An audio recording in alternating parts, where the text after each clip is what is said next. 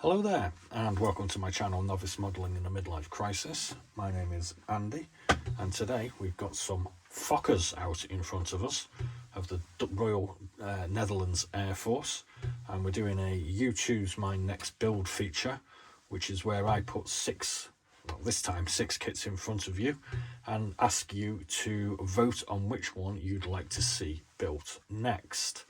So basically, if you're not familiar with how this works, all you need to do is drop a comment in the comment section in either this video or one of the 6 subsequent what's in the box kit review videos that I'll be doing over the next few days, and just let me know which one you'd like to see built.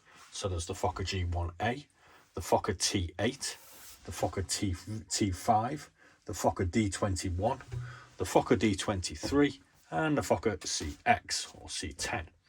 Kind of confusing. Please don't put Fokker in there. I won't know which one you want me to build.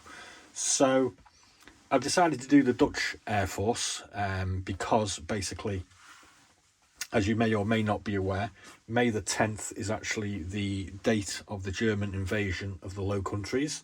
So that's Belgium, Luxembourg and the Netherlands.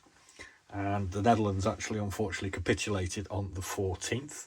So the what's in the box kit reviews for these will be over the next 4 days, and the voting will close at midnight UK time on May the 10th.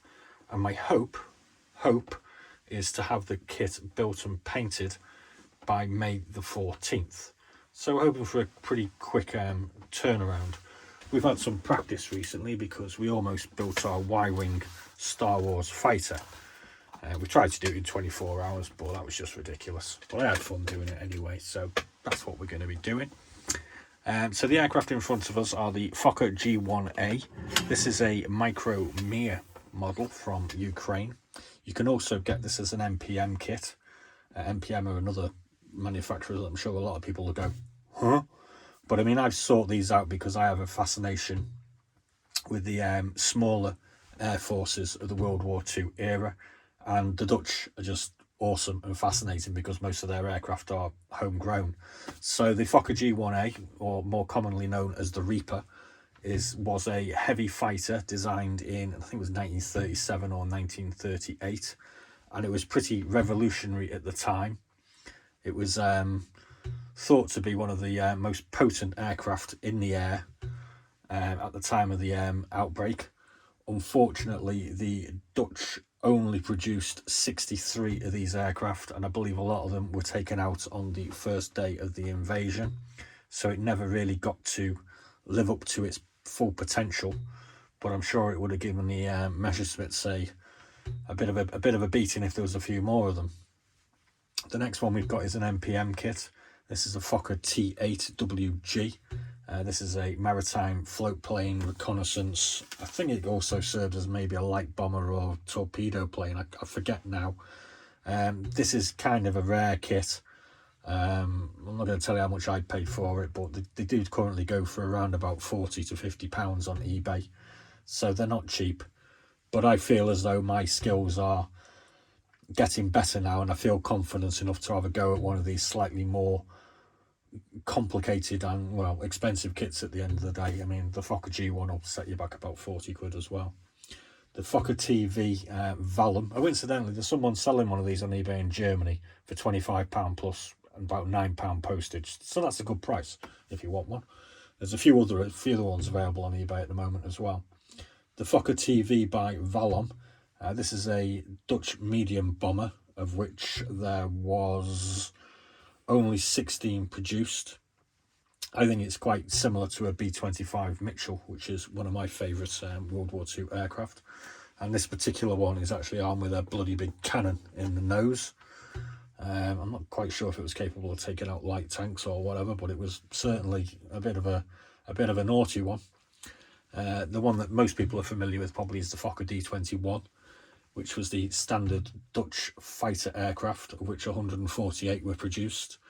This also flew with the Danish and the Finnish Air Force, although I think the Finns got given a load of Dutch aircraft by the Germans, although they may have bought some themselves, I forget now.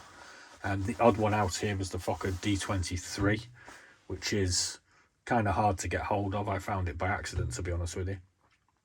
It was an experimental aircraft. There was only one produced. It never flew in Southeast Asia. It never took out one of these big Japanese flying boats. There was never two of them. Obviously, it's a twin boom, and it's got a puller propeller and a pusher propeller. Apparently, it's suffered from overheating, and it didn't really go very far. But it's a pretty interesting aircraft, and although it never took part in the defence of Holland, it's a Fokker. It's one that I've got, and I think that might get a few votes because it's kind of hot looking. The last one is the Fokkers CX biplane, which is specified as a light bomber or reconnaissance aircraft. Currently, it's trying to have a go at doing some dive bombing because we couldn't quite get it into the small space we have here. So, for those ones, there was 74 produced. So these are all quite sort of low number production aircraft. This is actually a current release by Kvozodoi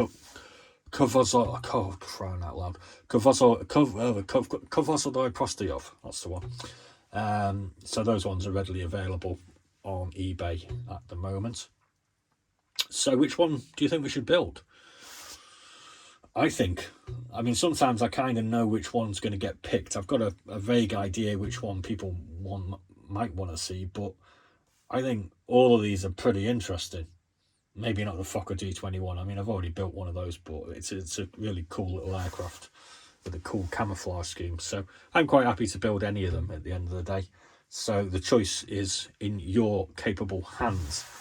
While I build this over the 4 days, I'll be trying out some Heart of Out Citron Geneva, which was sent to me by Hendrik a while ago. And he told me that he wanted me to drink this when I got round to building my first Dutch aircraft. So it's been in the model making cupboard for, I don't know, about 5 months now, I think. I have had a little sip of it. It's quite nice. So we'll be having some of that. We've got our Dutch flag out, and I might see if I can't find something else Dutch to have, like some nibbles or something maybe. So, yeah. So the what's in the boxes will be up over the next few days.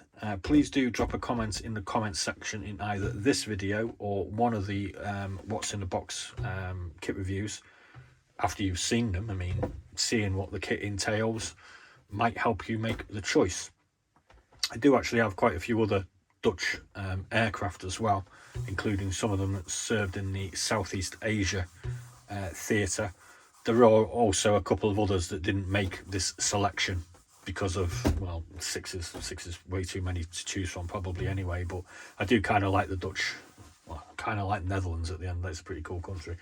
I do like the Dutch Air Force. It's one of the, you know, when you look at Air Forces and what they have and you just think, oh, they had the D21, and then you go onto Wikipedia and search Dutch Air Force World War II, and you find all these weird and wonderful aircraft that a lot of people probably had never heard of.